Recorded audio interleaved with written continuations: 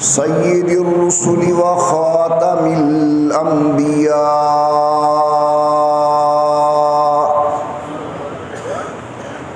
صلی اللہ تعالی علیہ وعلی آلہ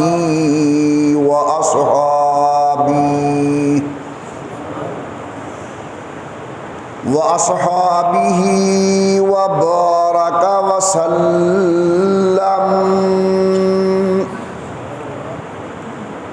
وبارك وسلم تسليما كثيرا كثيرا.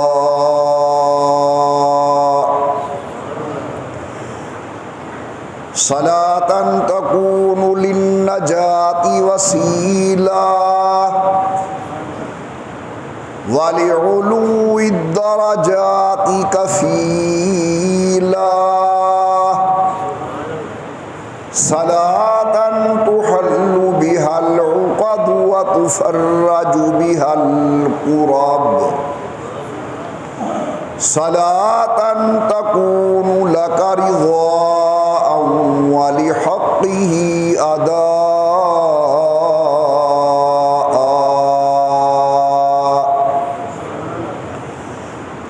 فقد قال الله تبارك وتعالى في القرآن المجيد والفرقان الحميد: أعوذ بالله من الشيطان الرجيم. بسم الله الرحمن الرحيم. هل يستوي الذين يعلمون والذين لا يعلمون؟ قال النبي صلى الله عليه وسلم: طلب العلم فريضة على كل مسلم ومسلمة، او كما قال النبي صلى الله عليه وسلم. صدق الله العلي العظيم وصدق رسوله النبي الكريم ونحن على ذلك لمن الشاهدين والشاكرين والحمد لله رب العالمين. اللهم صل على محمد وعلى آل محمد كما صليت على إبراهيم وعلى آل إبراهيم إنك حميد مجيد. اللهم بارك على محمد وعلى آل محمد كما باركت على إبراهيم وعلى آل إبراهيم إنك حميد مجيد. نہایت ہی قابل قدر شرکائے مجلس،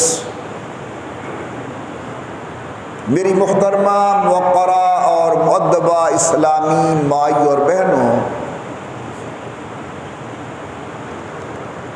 چونکہ آج کل پورے ملک کے اندر وفاق المدارس العربیہ کے تحت تعلیمی سال کا آغاز ہو چکا ہے، اس لیے آج جمعۃ المبارک کے اندر، جمعۃ المبارک کے اجتماع کے اندر چند اہم اور ضروری باتیں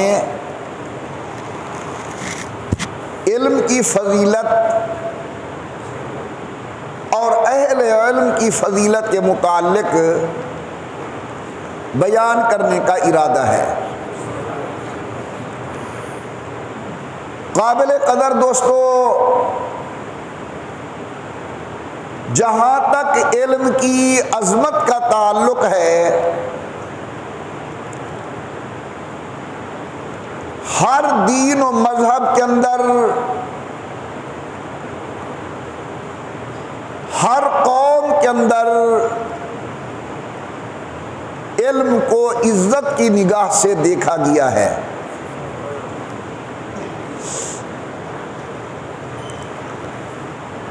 اسلام کے آنے سے قبل اس دنیا میں چند مقامات کو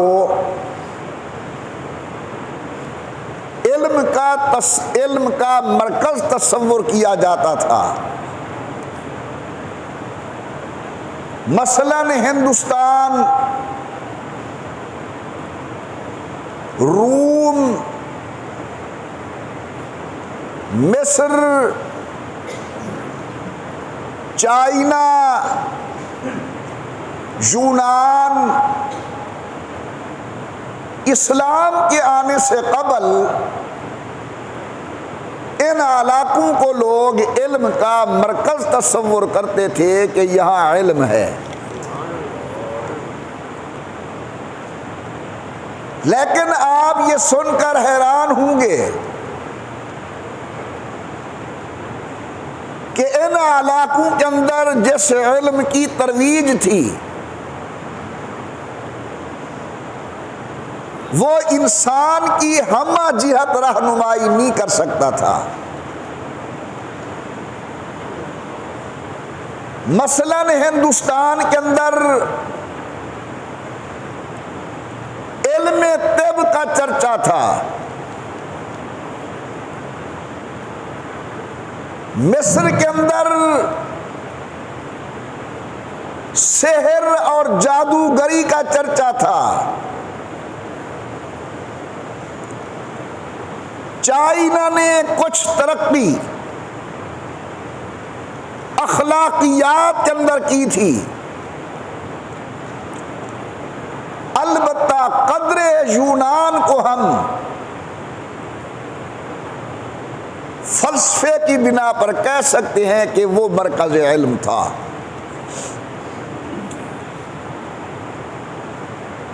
اب جب آپ نے یہ باتیں میری سنی، خود آپ کی عقل، ذہن اور دماغ یہ فیصلہ کرتا ہے کہ نہ تو علم طب انسان کی ہمہ جہت رہنمائی کر سکتا ہے اور نہ ہی شعبدہ بازی، جادوگری، سحر انسان کے ہر پہلو کے اندر رہنمائی کر سکتا ہے، اور نہ ہی یونان کا فلسفہ ہر اعتبار سے انسان کی رہنمائی کر سکتا ہے۔ اب انسانیت کو ضرورت تھی ایک ایسے علم کی جو ہمہ جہت انسان کی رہنمائی کرے، جو ہر اعتبار سے انسان کے لیے مفید ہو۔ تو اللہ رب العزت نے اسلام کے ذریعے ہمیں علم شریعت عطا فرمایا، ہمیں علم قرآن نصیب کیا، ہمیں اللہ نے علم سنت عطا فرمایا۔ یہ ایک ایسا علم ہے قرآن و سنت کا علم جو آپ کے عقائد کے اندر بھی رہنمائی کرتا ہے، اعمال میں بھی رہنمائی کرتا ہے، اخلاقیات کے اندر بھی رہنمائی کرتا ہے، آپ کی بیع و تجارت کے اندر بھی رہنمائی کرتا ہے، آپ کی اکیلی زندگی کے اندر بھی رہنمائی کرتا ہے، انسانیت کی اجتماعی زندگی کے اندر بھی رہنمائی کرتا ہے۔ تو اللہ تبارک و تعالی نے اسلام کی برکت سے ہمیں علم شریعت عطا فرمایا، جو علم شریعت انسان کی ہر اعتبار سے رہنمائی کرتا ہے۔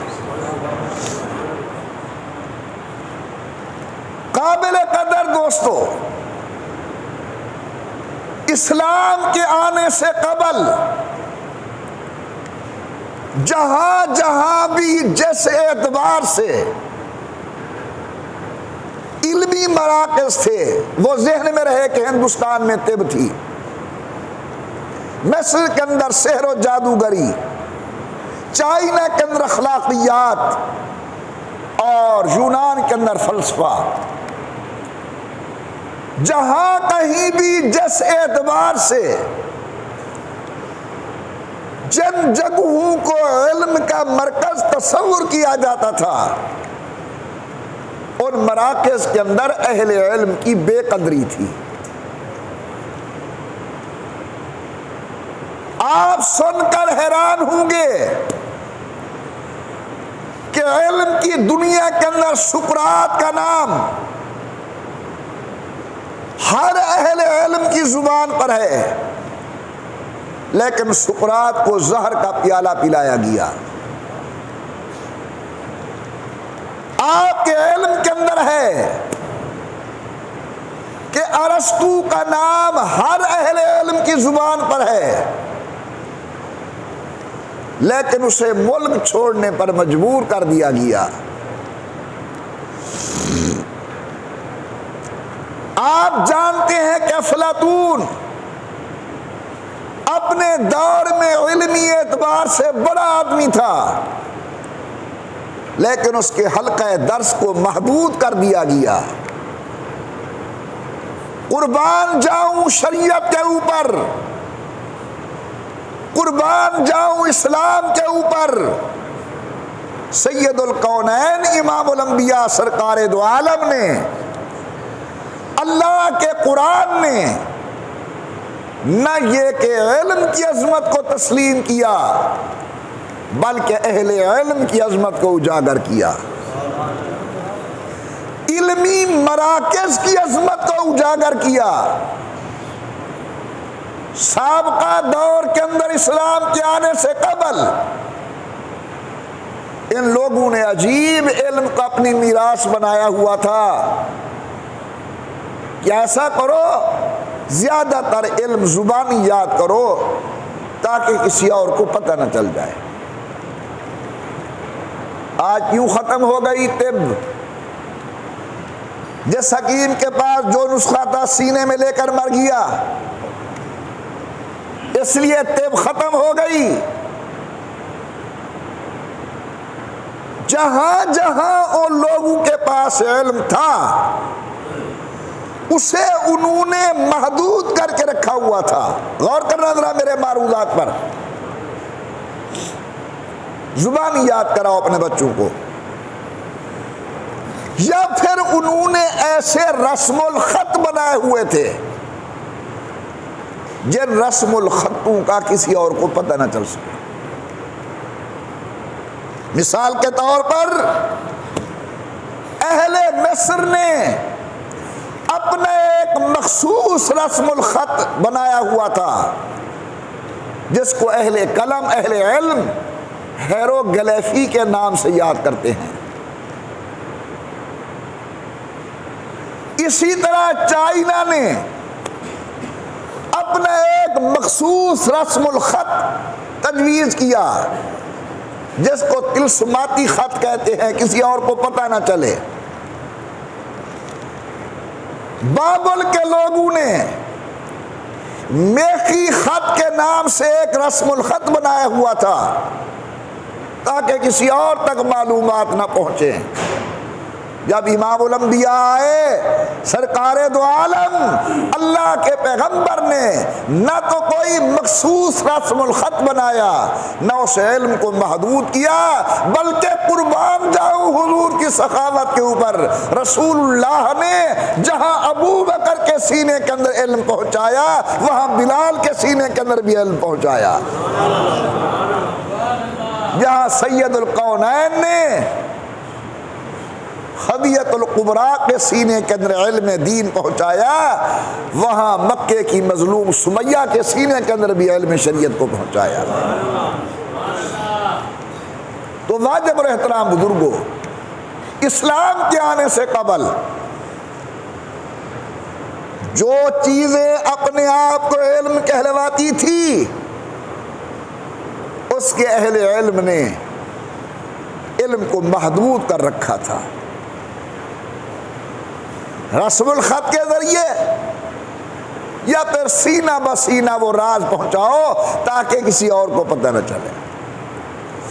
ایک لطیفہ سن لو پھر میں آگے چلتا ہوں. مجھے ایک دوست سنوا رہا تھا کہ پاکستان کے کسی آدمی کی یاری تھی چائنا کے آدمی کے ساتھ. وہ یہاں پاکستان آیا,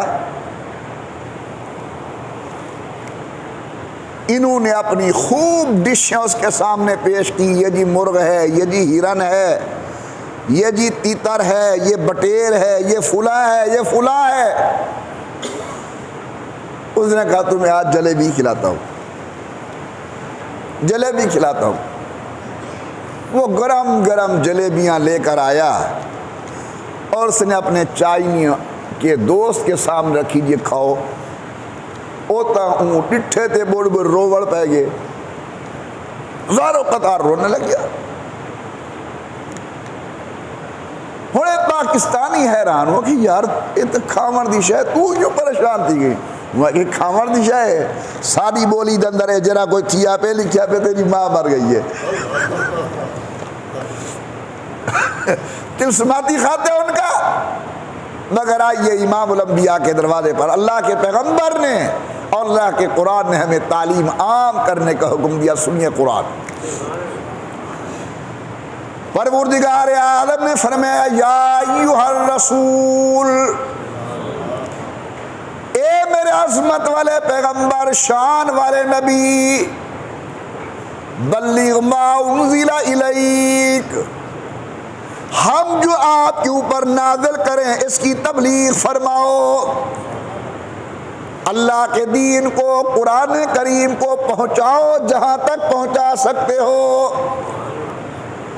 آمنہ کے لال نے فرمایا بلغوا عنی ولو آیا, اگر میں تمہارے سامنے ایک آیت بھی بیان کروں آپ کا حق ہے وہ بات اگلی قوم تک پہنچاؤ. فرمایا نظر اللہ عمران سمع مقالتی, اللہ اس شخص کو ہمیشہ ترو تازہ رکھے جس نے میری بات سنی, میری حدیث سنی, سننے کے بعد فوعاہا وعداہا, اسے یاد کیا, یاد کرنے کے بعد آگے پہنچا دیا. اب تک جو میں نے آپ کے سامنے معروضات گزارش کیے اسلام کے آنے سے قبل, چند علاقوں کو علم کا مرکز تصور کیا جاتا تھا جس میں ہندوستان, مصر, روم, چائنا اور یونان کے علاقے. لیکن جو علم وہاں تھا وہ انسانیت کی ہر اعتبار سے رہنمائی نہیں کر سکتا تھا. ہندوستان کے اندر طب کا علم یہ زیادہ سے زیادہ تمہارے بخار کے اندر کام آ سکتا ہے. مصر کے اندر جادوگری یہ زیادہ سے زیادہ آپ کو دھوکہ دہی کے اندر کام آ سکتی ہے. اب ہمیں ضرورت ہے ایک ایسے علم کی جو ہمیں ہر معاملے کے اندر رہنمائی کرے. اللہ پاک نے وہ علم امام الانبیاء سرکار دو عالم کے واسطہ مبارک سے ہمیں عطا فرمایا, جسے کہتے ہیں علم قرآن, جسے کہا جاتا ہے علم حدیث, جسے کہا جاتا ہے علم شریعت. امام الانبیاء کی آمد سے قبل جن کے پاس جتنا علم تھا انہوں نے اپنے پاس چھپا کے رکھا ہوا تھا, یا زیادہ سے زیادہ مرنے سے پہلے اولاد کو دے جاتے تھے, یا پھر انہوں نے ایسے رسم الخط بنائے ہوئے تھے جس کا علم بغیر اپنے چند آدمیوں کے کسی کو نہ ہو۔ قربان جاؤں آمنہ کے لال کی ذات بابرکات پر، جب سید الکونین امام الانبیاء آئے، نہ تو اس علم کو چند لوگوں کے لیے مخصوص کیا اور نہ ہی کوئی خاص رسم الخط بنا کر عامت الناس کو محروم کیا۔ آمنہ کے لال سرکار دو عالم صلی اللہ علیہ وسلم پر وحی نازل ہوتی ہے، میرے محبوب یا ایھا الرسول، اے میرے عظمت والے شان والے پیغمبر، بلغ ما انزل الیک، ہم نے جو کچھ آپ کو دیا ہے، دین قرآن شریعت، جناب اس کی تبلیغ فرمائیں۔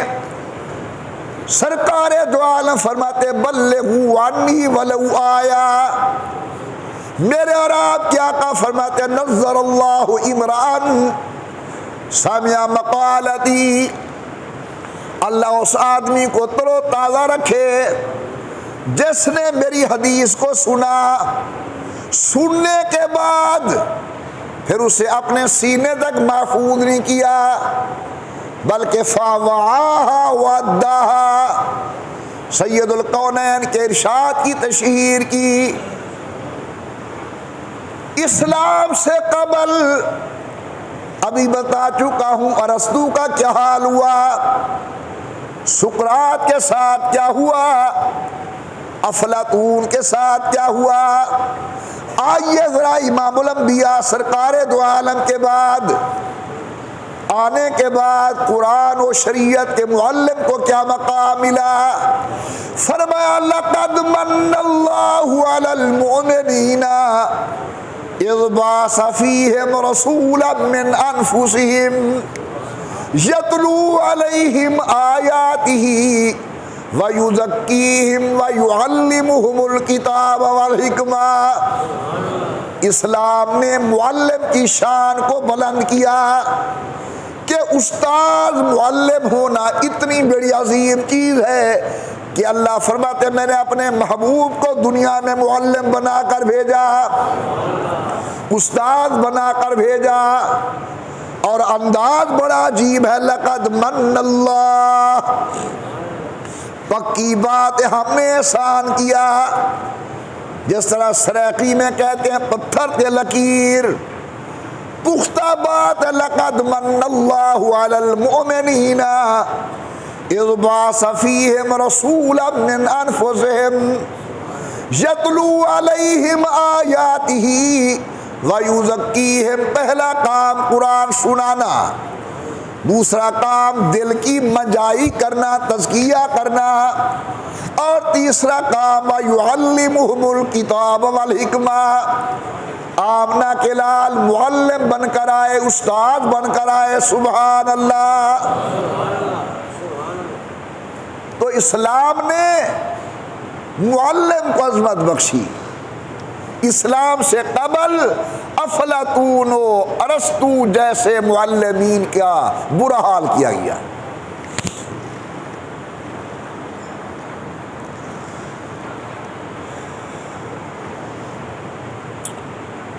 ایک دن حضور تشریف لے آئے صلی اللہ علیہ وسلم، حضور نے دیکھا کہ مسجد نبوی صلی اللہ علیہ وسلم کے اندر چند حلقے لگے ہوئے ہیں، ایک حلقہ ہے وہ دعا کر رہا ہے، بعض لوگ نوافل پڑھ رہے ہیں، اور ایک حلقہ درس ہے جہاں دین کی تعلیم ہو رہی ہے۔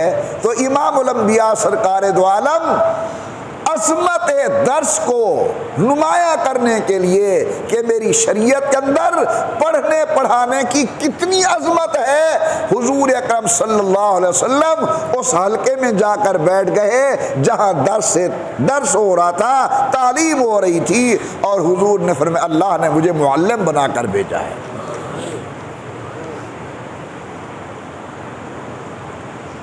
اللہ تعالی نے قرآن کریم میں حضرت طالوت کی شان کو بیان کیا۔ اب ذرا غور کریں، عظمت بیان کرنے کے اندر کیا وجہ بیان کی ہے؟ پروردگار عالم نے جناب طالوت کی شان کو بیان کیا. اب سبب عظمت کیا ہے؟ فرمایا بسطۃ فی العلم والجسم. میں نے جناب طالوت کو علم عطا کیا تھا. معلوم ہوتا اسلام شریعت قرآن کی نظر کے اندر علم کی بھی فضیلت ہے، اہل علم کی بھی فضیلت ہے. اللہ پاک نے انسان کو مسجود ملائک بنایا، حالانکہ سامنے کون ہے؟ اللہ کے فرشتے جو نور سے پیدا ہوئے، جن کے اندر اللہ کی نافرمانی کرنے کا تصور ہی کوئی نہیں. کون ہے سامنے؟ جناب سیدنا آدم علیہ السلام، جو اربع عناصر سے پیدا کیے گئے، خاک یعنی مٹی، ہوا، پانی اور آگ. لیکن اللہ پاک نے جناب آدم کے سامنے نوری ملائکہ کو جھکنے کا حکم دیا. فرمایا وعلم آدم الاسماء، ہم نے جناب آدم کو علم عطا کیا. اسی علم کی وجہ سے نوری فرشتوں کو جھکنے کا آرڈر کر دیا گیا. موضوع تھوڑا سا آپ کے ذہن سے اونچا ہے، لیکن میں درس گاہ میں پڑھانے والا ہوں تو ہم مشکل چیز کو بھی آسان انداز میں سمجھانے کی کوشش کرتے ہیں. امید ہے آپ میرے مفہوم کو سمجھے بیٹھے ہوں گے کہ میں علم کی فضیلت بیان کر رہا ہوں کہ اسلام کے اندر، قرآن کے اندر، حدیث کے اندر علم کی کیا عظمت ہے. حضور نے فرمایا صلی اللہ علیہ وسلم طلب العلم فریضۃ علی کل مسلم و مسلمۃ، ضروریات دین کا علم حاصل کرنا ہر مرد عورت پر فرض ہے. سابقہ ادوار کے اندر علم کو چند گھروں میں محصور کیا جاتا تھا. سابقہ ادوار کے اندر علم کو سینہ بسینہ آگے کیا جاتا تھا، لیکن سید القونین سرکار دو عالم نے وہ راہ و رسم توڑ دیے، وہ سابقہ طریقے توڑ کر فرمایا نہیں، طلب العلم فریضۃ علی کل مسلم و مسلمۃ، مسلمان مرد اور مسلمان عورت پر ضروریات دین کا علم حاصل کرنا ضروری ہے، فرض ہے. بڑی عجیب حدیث ہے.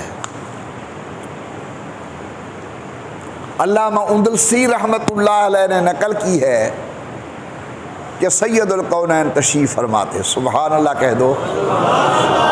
حضور اکرم تشریف فرماتے، ایک آدمی نے سوال کیا یا رسول اللہ سب سے افضل عمل کیا ہے؟ حضور نے فرمایا اللہ کی معرفت. اللہ کی. اس نے پھر سوال کیا یا رسول اللہ صلوات اللہ علیہ سب سے افضل عمل کیا ہے؟ حضور نے فرمایا اللہ کی معرفت. اس نے تیسری مرتبہ گزارش کی کہ سید القونین سب سے افضل عمل کیا ہے؟ حضرت پاک نے فرمایا اللہ کی معرفت. توجہ کرنا ذرا. اب وہ عرض کرنے لگا کہ حضور سرکار دو عالم، میں آپ کے جواب کی حکمت کو سمجھ نہیں سکا کہ میں پوچھتا ہوں عمل اور آپ فرماتے ہیں علم. میں پوچھتا ہوں سب سے افضل عمل کون سا ہے، آپ کہتے ہیں اللہ کی معرفت. معرفت عام طور پر علم کے معنی میں استعمال ہوتی ہے. میں آپ سے عمل کی افضلیت پوچھتا ہوں، جناب ارشاد فرماتے اللہ کی معرفت یعنی علم کی فضیلت کو بیان کرتے ہیں. اب سنیے، میرے آقا، آپ کے آقا، کائنات کے آقا، سید القونین، امام الانبیاء، سرکار دو عالم نے فرمایا میں تیرے سامنے علم کی فضیلت اس لیے بیان کر رہا ہوں کہ اگر کسی آدمی کے پاس علم ہو تو اس کا تھوڑا سا عمل بھی باعث عزت بن جائے گا. اور اگر کسی کے پاس علم نہیں ہے اس کی ساری رات کی عبادت وہ بیکار جائے گی. یہ میں اپنے الفاظ میں عرض کر رہا ہوں, اس کی زیادہ عمل بھی بیکار جائے گا. اس لیے میں تجھے کہہ رہا ہوں کہ اللہ کی معرفت اور علم کی فضیلت بیان کر رہا ہوں. علم حاصل کرو, پھر 2 نفل اس سے بھی کام چل جائے گا. علم کو حاصل کرو, 2 رکعت پڑھنے سے بھی کام چل جائے گا. اور اگر علم نہیں, تمہیں پتہ ہی نہیں, مجھے علم ہی نہیں کہ نماز پڑھنے کا طریقہ کیا ہے, میں نے قیام میں کرنا کیا ہے, میں نے رکوع میں پڑھنا کیا ہے, میں نے سجدوں میں پڑھنا کیا ہے, یا بالفرض اگر مجھ سے کوئی غلطی ہو جائے تو کیا نماز ٹوٹتی ہے یا سجدہ سہو مجھے کرنا پڑے گا. جب مجھے ان مسائل کا علم ہی نہیں ہے تو ثواب کیا ملے گا. تو حضور اکرم صلی اللہ علیہ وسلم نے 3 مرتبہ علم کی فضیلت کو بیان کیا. اللہ تعالی نے اس امت کے اندر 4 ایسے خوش قسمت اولو العزم انسان پیدا کیے ہیں جن کی تحقیق پر رسول اللہ کی امت آج کثرت سے عمل کر رہی ہے. امام اعظم سیدنا امام ابو حنیفہ, حضرت سیدنا امام شافعی رحمۃ اللہ علیہ, حضرت سیدنا امام مالک رحمۃ اللہ علیہ, اور حضرت سیدنا امام احمد بن حنبل رحمۃ اللہ علیہ. یقین رکھیے ان سب سے محبت ذریعہ نجات ہے, ان سب سے عقیدت اللہ کی رضا کا سبب ہے.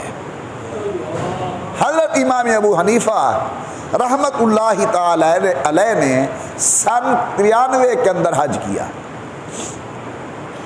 ان کی ولادت ہے 80 کی اور وفات ہے 150 کی. تو 93 کے اندر حضرت کی کتنی عمر مبارک تھی؟ 13-14 سال. یہ اپنے والد کے ساتھ مکہ شریف گئے اور وہاں دیکھا کہ حضرت عبداللہ بن حارث جو رسول اللہ کے صحابی ہیں وہ درس حدیث دے رہے ہیں. حضرت عبداللہ بن حارث درس حدیث دے رہے ہیں. اس کا تھوڑا سا پس منظر اور عرض کر دوں کہ حضرت امام ابو حنیفہ فرماتے ہیں جب ہم مسجد حرام میں پہنچے تو مختلف درس حلقہ درس لگے ہوئے تھے, لیکن ایک آدمی کو میں نے دیکھا کہ وہاں لوگوں کی بھیڑ تھی.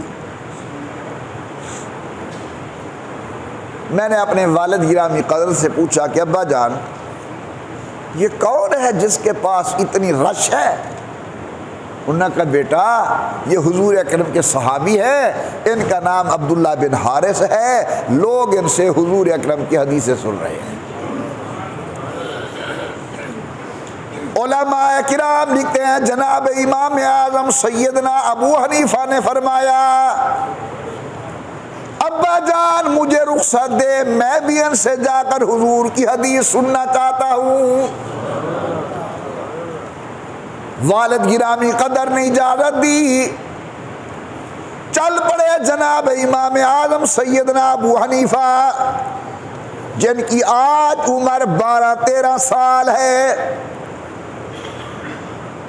ملاقات عبداللہ بن حارث سے سب کو سبحان اللہ, اور ذرا بلند آواز سے, اور ذرا اونچی آواز سے. اگر کوئی آدمی مکے کو دیکھ کے آئے, مدینہ عالیہ دیکھ کر آئے, لوگ زیارت کرنے کے لیے جاتے ہیں, کسی بزرگ کو مل کے آئے, لوگ زیارت کے لیے جاتے ہیں. قربان جاؤں ان لوگوں کی عظمت پر جنہوں نے جیتی جاگتی حالت کے اندر ایمان کے ساتھ اپنی نظروں سے سید الکونین کے چہرے کو دیکھا تھا. حضرت عبداللہ بن حارث اللہ کے پیغمبر کی حدیثیں بیان کر رہے ہیں. امام اعظم سیدنا ابو حنیفہ فرماتے میں نے سنا، عبداللہ بن حارث کہتے ہیں میں نے اللہ کے نبی کو کہتے سنا،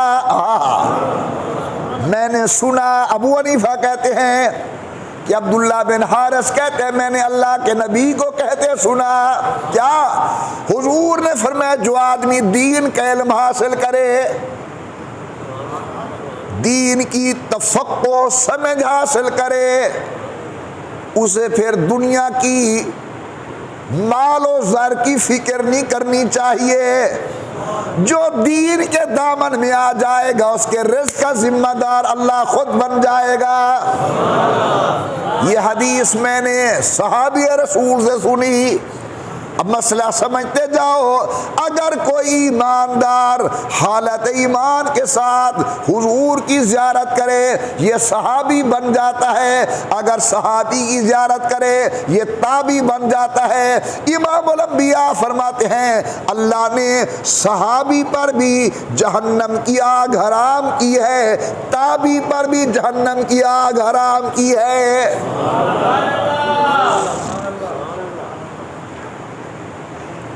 میں علم کی بات کر رہا ہوں، علم کی فضیلت، ناراض نہ ہونا۔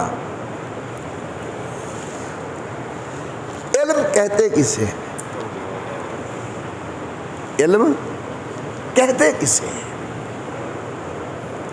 صحیح بخاری شریف کتاب العلم، اس کے حاشے کے اوپر لکھا ہوا ہے کہ ان العلم لا یطلق الا علی علم شریعت۔ علم کا لفظ بنیادی طور پر شریعت کے علم پر بولا جاتا ہے۔ دنیاوی علوم بھی ہیں، انکار نہیں ہے، لیکن اصالتاً اللہ کے قرآن کے اندر، احادیث رسول کے اندر بنیادی طور پر لفظ علم یہ علم شریعت پر بولا جاتا ہے۔ ان العلم لا یطلق الا علی علم شریعت۔ آگے ایک انہوں نے جزیہ پیش کیا ہے بڑا عجیب،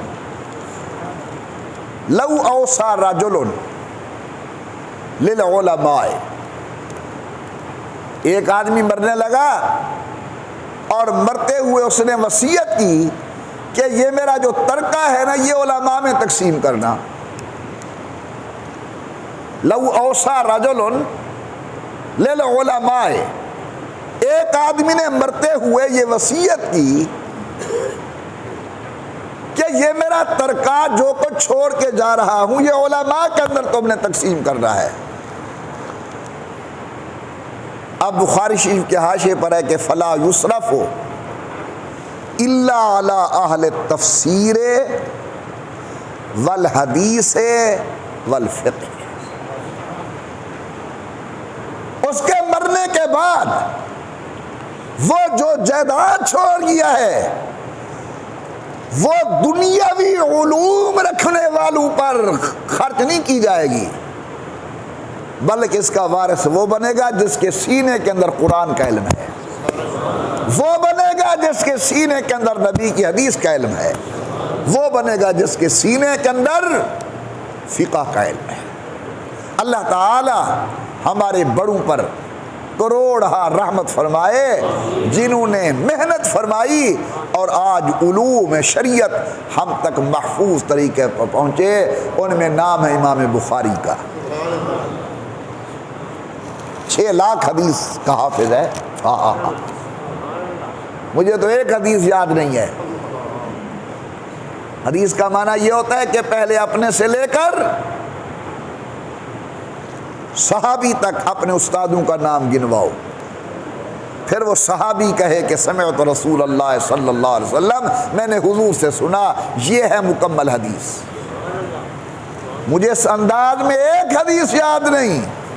اللہ کی رحمتیں ہو امام بخاری کی قبر مبارک پر، اس اللہ کے بندے کو 6 لاکھ حدیث یاد تھی۔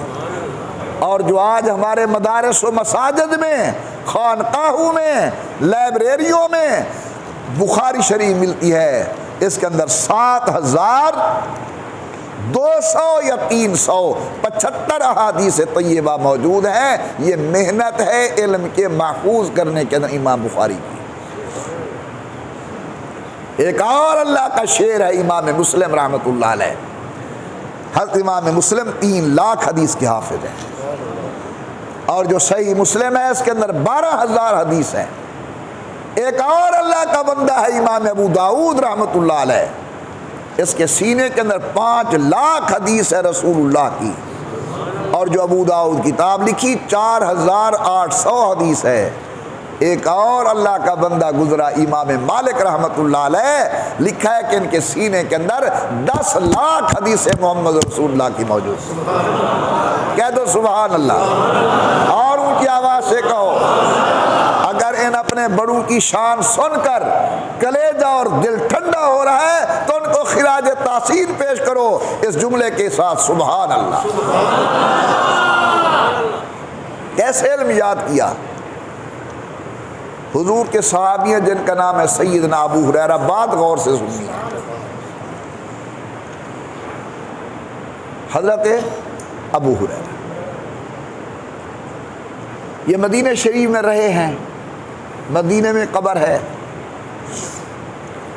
حضرت ابو ہریرہ رضی اللہ عنہ کثرت سے حدیثیں پڑھتے تھے. مدینہ کا گورنر ہے مروان ابن حکم. اس نے امتحان لینا چاہا حضرت ابو ہریرہ کا. جناب ابو ہریرہ کو بلایا اور کہا ابو ہریرہ حضور کی حدیثیں تو سنا دو. جناب ابو ہریرہ نے، میرا خیال آپ کا پورا دھیان میری طرف نہیں ہے، حضرت ابو ہریرہ نے رسول اللہ کی حدیثیں سنانا شروع کر دی. مروان بن حکم نے پردے کے پیچھے اپنا ایک کاتب بٹھا دیا کہ جو کچھ یہ پڑھتے جائیں سنواتے جائیں تم لکھتے جاؤ. ابو ہریرہ کو کوئی علم نہیں. کتنی حدیثیں سنائی؟ بہت ساری حدیثیں سنائی. جب محدث لفظ بہت کہیں تو معنی یہ ہے کہ سینکڑوں میں. ماشاءاللہ بڑی مہربانی ابو ہریرہ تو نے ہمیں حدیثیں سنا دی، جزاک اللہ خیر. 6 مہینے کے بعد پھر ابو ہریرہ کو بلایا اور کہنے لگے ابو ہریرہ یار جی چاہتا ہے، یہ مروان کہنے لگے کہ دوبارہ میں تو اس سے وہی حدیثیں سنوں جو حضور پاک کی تو نے ہمیں پہلے سنائی تھی. وہ کہ جی بسم اللہ. پھر پڑھنا شروع کر دی. جب ابو ہریرہ رضی اللہ تعالیٰ عنہ حدیثیں سنوا بیٹھے تو اب مروان بن حکم نے اپنے اس کاتب کو بلایا اور بلا کر پوچھنے لگا کہ کہاں کہاں غلطی کی ہے ابو ہریرہ نے. 6 مہینے گزر گئے ہیں، کہاں کہاں غلطی کی ہے ابو ہریرہ نے حدیث میں. بس اس کا پوچھنا تھا. کاتب کی آنکھوں میں آنسو ہیں. وہ کہنے لگا مروان تو تو غلطیاں پوچھ رہا ہے، 6 مہینے گزر گئے ابو ہریرہ نے ترتیب بھی تبدیل نہیں کی. 6 مہینے پہلے جو حدیث پہلے نمبر پر تھی آج بھی پہلے نمبر پر ہے. 6 مہینے پہلے جو 100ویں نمبر پر تھی آج بھی 100ویں نمبر پر ہے. جو 200 نمبر پر تھی آج بھی 200 نمبر پر ہے. تو یہ علم ایسے نہیں پہنچا حدیث و قرآن کا، اللہ کے بندوں نے محنت کی ہے. بلکہ اگر بارے گرا نہ گزرے تو یوں کہوں کہ اللہ نے اپنے دین کے لیے ایسے اپنے بندے پیدا کیے ہیں جن کا اور نہ بچھونا دین شریعت تھا، علم شریعت اور علم دین تھا.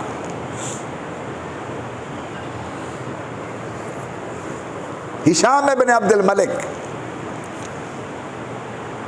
امام زہری کو بلاتا ہے اور کہنے لگا زہری تم بہت بڑے محدث ہو، ہمیں رسول اللہ کی حدیث سے سناؤ.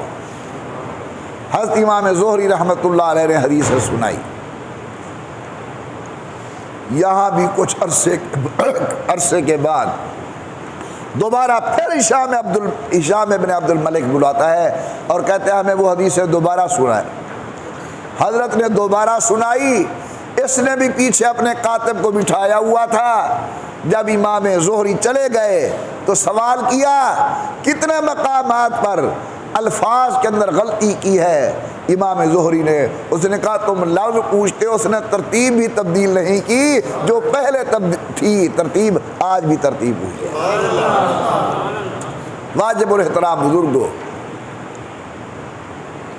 آج کے جمعۃ المبارک کے اندر جو مسئلہ میں نے آپ کے سامنے بیان کیا ہے، جو ابتدا سے بیٹھے ہو وہ تو مکمل سن چکے ہو، جو نہیں بیٹھے آپ تشریف لے آئے ہیں وہ سمجھ لے جو مسئلہ بیان ہوا ہے وہ یہ ہے کہ اسلام کے آنے سے قبل دنیا کے اندر علم کے نام پر جو چیزیں موجود تھی وہ طب تھا ہندوستان میں، وہ سحر اور جادوگری تھی مصر کے اندر، کچھ اخلاقیات تھے چائنا کے اندر، فلسفہ تھا یونان کے اندر، لیکن یہ سارے علم ایسے ہیں جو انسان کی ہمہ جہت ضرورت کو پورا نہیں کر سکتے۔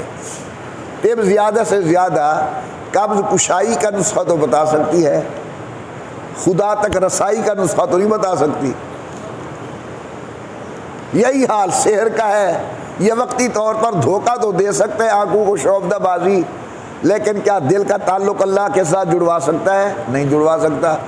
تو اب ہمیں ضرورت تھی انسانیت کو ایک ایسے علم کی جو ہر اعتبار سے انسان کی رہنمائی کرے۔ اللہ نے حضور کے صدقے وہ ہمیں علم قرآن نصیب کیا، حضور کے صدقے علم شریعت نصیب کیا، حضور کے صدقے علم حدیث نصیب کیا۔ قرآن حدیث کا علم وہ ہے جو ہماری تمام ضرورتیں پوری کرتا ہے، مرنے سے لے کر پیدائش تک، پیدائش سے لے کر مرنے تک آپ کے تمام معاملات کا حل اللہ پاک نے قرآن و سنت کے اندر رکھا ہے۔ دوسری بات جو میں نے عرض کی وہ یہ تھی کہ اسلام سے قبل جو علوم وہ کہتے تھے جادو ہو گیا، ہم اس کو علم نہیں تسلیم کرتے، لیکن وہ کہتے تھے طب ہو گئی، اخلاقیات ہو گئے، فلسفہ ہو گیا، تو اسلام سے قبل لوگوں نے اسے سینہ بسینہ ایک راز بنا کر رکھا ہوا تھا کہ کسی اور تک یہ معلومات نہ پہنچے۔ اسلام سے قبل ایسے رسم الخط تجویز کر دیے گئے تھے جن کا علم اپنے لوگوں کو ہو، کسی اور کو نہ ہو، لیکن جب اسلام آیا، اسلام نے آ کر علم کو اتنا عام کیا، ہائے ہائے اتنا عام کیا کہ جہاں حضور نے علم ابو بکر کے سینے میں پہنچایا، وہاں علم ایک بکتے ہوئے غلام بلال کے سینے کے اندر بھی پہنچایا۔ جہاں اللہ کے پیغمبر نے اپنی زوجہ محترمہ سیدہ خدیجہ تک علم شریعت پہنچایا، وہاں آپ نے ایک مظلوم اور سیدہ سمیہ تک بھی علم شریعت پہنچایا۔ پھر میں نے علم کی فضیلت کو بیان کیا، چند قرآن کریم کی آیات آپ کو یہ ترغیب دینے کے لیے کہ آپ بڑی خوشی سے دنیاوی علم حاصل کریں، یہ ہماری ضرورت ہے۔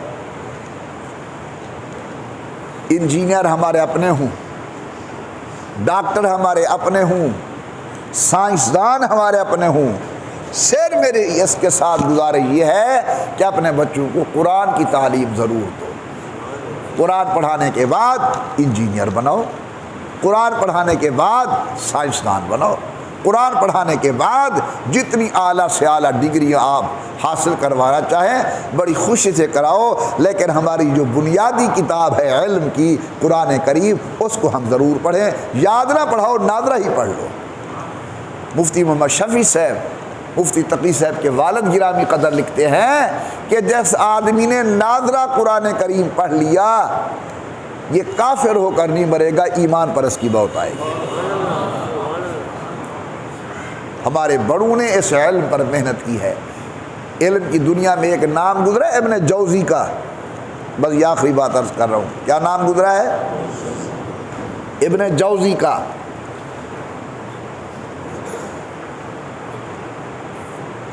امت میں چند لوگ ایسے ہیں جنہوں نے بہت لکھا ہے، ان میں ایک ابن جوزی بھی ہے۔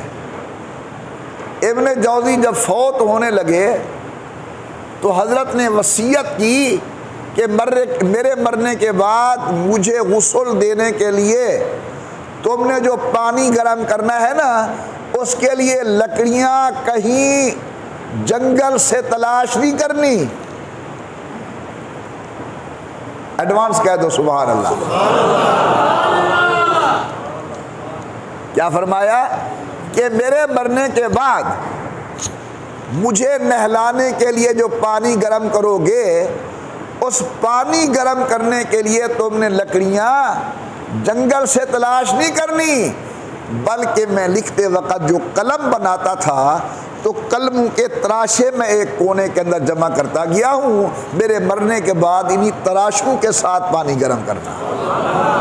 تو میں پڑھ رہا تھا ابن جوزی کے حالات کے اندر کہ ان کے مرنے کے بعد وصیت کی گئی، پانی گرم ہو گیا لیکن تراشے بچ گئے۔ اللہ تبارک و تعالی پوری امت کی طرف سے جزائے خیر عطا فرمائے۔ ہمارے ان بڑوں کو جن کی برکت سے قرآن ہم تک پہنچا، جن کی برکت سے حدیث ہم تک پہنچی، جن کی برکت سے فقہ ہم تک پہنچی، جن کی برکت سے ادب ہم تک پہنچا، جن کی برکت سے حیا ہم تک پہنچا، اللہ تبارک و تعالی آپ سب کو، اس گناہ گار کو حضور کی سچی محبت، حضرت کی اطاعت نصیب فرمائے۔ آمین بجاہ النبی الکریم وصلی اللہ تعالی علی خیر خلقہ محمد وعلی آلہ وصحبہ وبارک وسلم۔